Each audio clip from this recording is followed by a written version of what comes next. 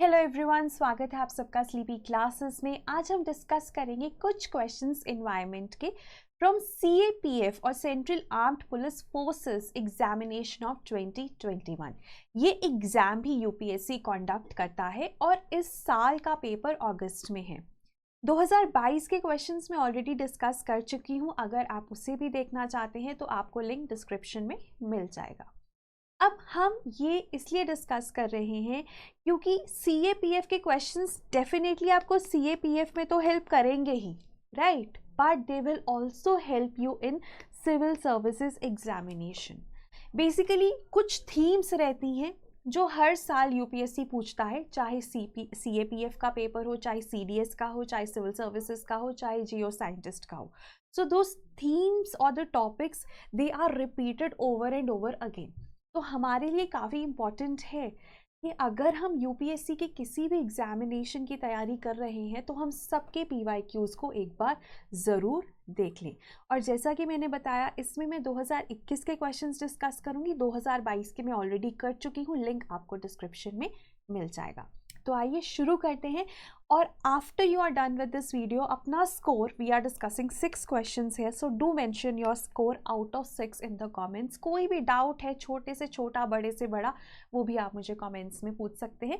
पूरी कोशिश रहेगी कि उसको जल्द से जल्द रिजॉल्व किया जाए। उसके बाद शुरू करने से पहले मैं आपको एक चीज़ बताना चाहूँगी कि हमने स्पेशल टेलीग्राम ग्रुप बनाया है फॉर प्रीलिम्स। अब ये एक ऐसा ग्रुप है जिसमें हर रोज़ जो भी प्रीलिम्स आएगा उसका पीडीएफ तो शेयर होगा ही, कि आप किसी कारणवश वीडियो नहीं देख पाए आप पीडीएफ देख लीजिए। दूसरी चीज़, इसमें क्विज भी आएगा जिसमें हर रोज़ आप 5 क्वेश्चंस अटेम्प्ट करेंगे and that will help you in revising those MCQs which are from premixes only, but वो पुराने प्रीमिक्स में से हैं।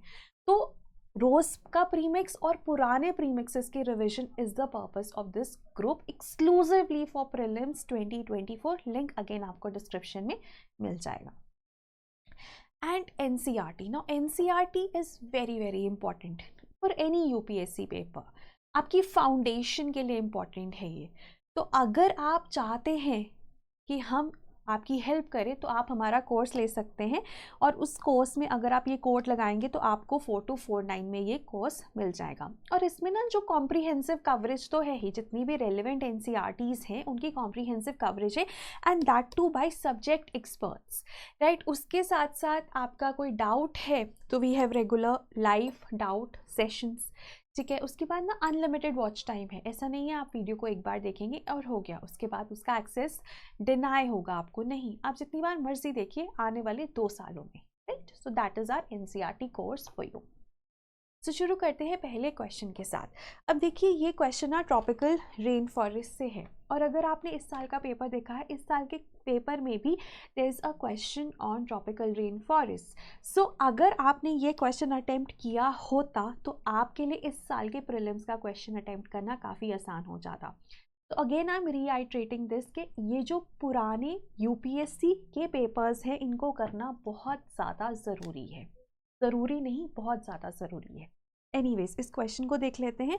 अब इसमें ना अपने करेक्ट आंसर बताना है कि करेक्ट स्टेटमेंट्स कौन सी हैं रिगार्डिंग ट्रॉपिकल रेन फॉरेस्ट, वो आपसे पूछा गया है। पहला है, the soils of tropical rain forest are quite infertile, the vegetation is evergreen enabling photosynthesis to take place year round, they have been described as deserts covered by trees, they are most productive land based ecosystem। तो again अपना answer सोच लीजिए, आप इसमें क्या mark करेंगे। तो इसका जो आंसर है दैट इज डी। चारों ही स्टेटमेंट सही हैं। अब देखो, रेन फॉरेस्ट, जो ट्रॉपिकल रेन फॉरेस्ट होते हैं, इनको ना वेट डेजर्ट्स भी कहा जाता है, या इनको कहा जाता है deserts covered by the trees. अब इसका क्या रीज़न है, क्योंकि ना यहाँ पे जो सॉइल होता है उसमें बिल्कुल भी न्यूट्रिएंट्स नहीं होते। अब ऐसा क्यों होगा, राइट। अब ऐसा इसलिए होता है, देखो, जो भी हमारे पास ऑर्गेनिक मैटर जाता है सॉइल में, ठीक है, उसकी बहुत तेज़ी से डिकम्पोजिशन हो जाती है, क्योंकि bacterial decomposition of organic matter requires high temperature, जो कि यहाँ पर है क्योंकि ट्रॉपिकल एरियाज में है, एंड मॉइस्ट कंडीशंस वो भी यहाँ पर है। तो वो ना ऑर्गेनिक मैटर को फट से इनऑर्गेनिक मटेरियल में कन्वर्ट कर देता है, इनऑर्गेनिक न्यूट्रिएंट्स में कन्वर्ट कर देता है। अब ये जो इनऑर्गेनिक न्यूट्रिएंट्स होते हैं, जितने भी पेड़ पौधे हैं, उनको या तो अब्जॉर्ब कर ले, और अगर उन्होंने अब्जॉर्ब नहीं कर पाए तो वो लीच हो जाते हैं, वो बह जाते हैं, क्योंकि बारिश इतनी हो रही है, न्यूट्रिएंट्स नहीं रहते सॉइल में, वो लीच आउट हो जाते हैं because of excessive rains. So that is why at any point of time the soil is not rich in inorganic nutrients and is considered to be infertile. क्योंकि जो भी डिकम्पोज होकर organic material की decomposition के बाद जो भी inorganic material, inorganic nutrients हमें मिले, या तो वो प्लांट्स ने अब्जॉर्ब कर लिए, ठीक है, जो प्लांट्स वहाँ पे हैं, अगर वो नहीं अब्जॉर्ब कर पाए तो वो बह गए, ठीक है. तो सॉइल में तो न्यूट्रिएंट्स नहीं है, या तो वो प्लांट्स में है या वो बह चुके हैं, तो सॉइल तो हमारा इनफर्टाइल रहता है. और जैसे मैंने बताया, ऑर्गेनिक मटेरियल को इनऑर्गेनिक मटेरियल में हेल्प करते हैं बैक्टीरिया डिकम्पोजिशन करते हैं. उनको हाई टेम्परेचर और हाई ह्यूमिडिटी चाहिए होती है, या मॉइस्ट कंडीशंस चाहिए होते हैं, जो दोनों ही यहाँ पे प्रेवलेंट है. तो बैक्टीरिया खटाखट ऑर्गेनिक मैटर को इनऑर्गेनिक न्यूट्रिएंट्स में कन्वर्ट करते हैं, और इनऑर्गेनिक न्यूट्रिएंट्स या तो प्लांट्स अब्जॉर्ब कर लेते हैं या बह जाते हैं. तो सॉइल इनफर्टाइल है, क्योंकि at any present time soil में तो न्यूट्रिशन नहीं है. And they are also considered to be deserts covered by the tree, and because they are evergreen. ठीक है, पूरा एवरग्रीन वर्सेस क्या होता है, डेसिडुअस. एवरग्रीन है जहाँ पे जो पेड़ हैं वो अपने पत्ते एक साथ नहीं झड़ रहे, जैसे कि डेसिडुअस में झड़ते हैं. अब डेसिडुअस में एक साथ क्यों सबके पत्ते झड़ जाते हैं, क्योंकि पानी की कमी हो जाती है. ठीक है, ट्रॉपिकल डेसिडुअस ट्रीज में क्या होता है कि पानी की कमी हो गई तो पानी को बचाने के लिए पेड़ अपने पत्तों को झड़वा देता है, शेडिंग ऑफ लीव्स जिसे कहते हैं. अब रेन फॉरेस्ट या एवरग्रीन में ऐसी कंडीशन आती ही नहीं, क्योंकि थ्रू आउट द साल बारिश होती है. यहाँ पर सिर्फ मॉनसून्स में बारिश होती है डेसिडुअस जहाँ पे कंडीशंस हैं, इसीलिए इनको ट्रॉपिकल मॉनसूनल फॉरेस्ट भी कहा जाता है. रेन फॉरेस्ट में तो पूरा साल बारिश हो रही है, इसलिए कोई भी एक पर्टिकुलर ऐसा सीजन नहीं आता जब सारे पत्ते एक साथ झड़ते हैं. ठीक है, जिस भी पेड़ में पत्तों की लाइफ खत्म हो गई तो वो झड़ जाता है. तो थ्रू आउट द ईयर ना आपको पेड़ों के ऊपर पत्ते दिखते हैं. ठीक है, दैट इज वाई. तो इसलिए एवरग्रीन है, पूरा साल पत्ते रहते हैं, तो पूरा साल फोटोसिंथेसिस होगी. तो ये स्टेटमेंट भी सही होगी, ये भी सही होगी, ये भी सही होगी. And they are the most productive land based ecosystems. जब भी हम प्रोडक्टिविटी की बात करते हैं कि कितना ऑर्गेनिक मैटर एक इकोसिस्टम बनाता है, तो 3 मोस्ट प्रोडक्टिव इकोसिस्टम्स हैं: ट्रॉपिकल रेन फॉरेस्ट, एस्टुरीज एंड स्वॉम्प्स या मार्शेस. स्वॉम्प्स और मार्शेस में क्या फ़र्क है, दोनों ही पानी से वेटलैंड्स है. स्वॉम्प्स इज डोमिनेटेड बाय ट्रीज. ठीक है, तो आप उसको ST से याद कर सकते हो, वर्सेस मार्शेस. तो swamps, marshes, estuaries and tropical rain forest सबसे प्रोडक्टिव होते हैं. और लैंड में क्या है, ट्रॉपिकल रेन फॉरेस्ट. तो इसलिए इसका आंसर D है. और इस साल के प्रीलिम्स में आप देखेंगे असर्शन रीजनिंग टाइप क्वेश्चन आया था. Then next, which of the following factors are needed for the growth of corals? Again आपसे 4 कंडीशंस आपको दी गई हैं, आपको आंसर चूज करना है. पहला है fresh water, clear shallow salt water, plenty of sunlight for photosynthesis, warm water between 23 and 25 degrees Celsius. अब कोरल्स का क्वेश्चन तो बहुत ही बेसिक है, और अगर आप कंडीशंस की बात करो तो ना ये 3 कंडीशंस हैं जो हमारे लिए बहुत इंपॉर्टेंट है. Clear, shallow, salt water. Sunlight चाहिए होती है, क्योंकि कोरल्स में होता क्या है, कोरल्स में there is a symbiotic association between coral polyps and your algae, that is zooxanthellae. अब ये एल्गे जो है ये फोटोसिंथेसिस करता है और खाना बनाता है. अब अगर ये फोटोसिंथेसिस कर रहा है तो इसको लाइट चाहिए. अब लाइट तो शैलो वाटर में ही होगी, नीचे तक तो लाइट नहीं पहुंचती ना. पानी को जब हम पानी के कॉलम को डिवाइड करते हैं तो 2 जोन्स होती हैं. एक होती है फोटिक, फोटिक का मतलब है जहाँ पे लाइट है, और ये फोटिक जहाँ पे लाइट नहीं पहुँच रही. तो जो हमारे पास कोरल पॉलिप्स होंगे वो ऊपर ही मिलेंगे, क्योंकि उन्हें फोटोसिंथेसिस करनी है, लाइट चाहिए, तो वो शैलो सॉल्ट वाटर में मिलते हैं. ये भी क्लियर है. और क्लियर होना चाहिए, पल्यूटेंट्स या सेडिमेंट्स नहीं होने चाहिए. Then you need sunlight, that is also correct, क्योंकि फोटोसिंथेसिस करनी है. और जो कोरल्स होते हैं मेजॉरिटी आपको ट्रॉपिकल वाटर्स में मिलते हैं, so they need temperature 23 to 25 degree Celsius. तो ये तीनों कंडीशंस हो गई, तो हमारा आंसर 2, 3 and 4 हो जाता है. फ्रेश वाटर में नहीं मिलते, फ्रेश वाटर नहीं चाहिए. एक हमारे पास कोल्ड वाटर कोरल्स भी होते हैं. तो cold water corals are mostly found in the areas जहाँ पर ना सनलाइट की रिक्वायरमेंट नहीं है, क्योंकि उनको ना एजूजैंथेलेट कोरल्स भी कहा जाता है, क्योंकि उनमें जूजैंथेले नहीं होते। अब जूजैंथेले नहीं होते तो फोटोसिंथेसिस नहीं चाहिए होती है उन्हें, तो उन्हें एजूजैंथेलेट कोरल्स भी कह दिया। तो ये ठंडी जगहों पे, darker parts of the water body, वहाँ पर आपको मिलते हैं। खैर वो डिफरेंट है। अगर हम सिंपल कोरल्स की बात करें तो हम यही जूजैंथेले और कोरल पॉलिप्स की एसोसिएशन वाले कोरल रीफ्स की बात कर रहे होते हैं, और उनके लिए कंडीशंस इंपॉर्टेंट है। तो हमारा आंसर बी हो जाता है, क्योंकि फर्स्ट जो है वो गलत है। ठीक है, सो हमारा आंसर बी हो जाता है। सिर्फ एक ही है जहाँ पे वन ऑप्शन नहीं है, that is B. Then third is Asan conservation reserve. अब ये कहाँ पे लोकेटेड है? ये थोड़ा फैक्चुअल क्वेश्चन है। This is located in Uttarakhand. अब देखो, जितने भी हमारे पास प्रोटेक्टेड एरियाज हैं, स्पेशली नेशनल पार्क्स, उसका तो मैप आपके पास होना चाहिए। कौन सी स्टेट में सबसे ज़्यादा है, पंजाब में बिल्कुल ही नहीं है, तो all of that you need to know. उसके बाद आती है हमारे पास वाइल्ड लाइफ सैंक्चुरी, जिसका थोड़ा बहुत आइडिया हो जो इंपॉर्टेंट है, और उसके बाद कॉन्जर्वेशन रिजर्व्स। अब कॉन्जर्वेशन रिजर्व्स ना इस बार न्यूज़ में थे, because wild life protection act में जो अमेंडमेंट हुआ है उसमें कॉन्जर्वेशन रिजर्व्स पहले जो स्टेट गवर्नमेंट्स नोटिफाई करती थी, अब सेंट्रल गवर्नमेंट भी कर सकती हैं, और इस वजह से हमारे को क्वेश्चन भी देखने को मिला इस साल 2023 के प्रीलिम्स में, और ये क्वेश्चन 2021 में आया था। इसका आंसर है उत्तराखंड।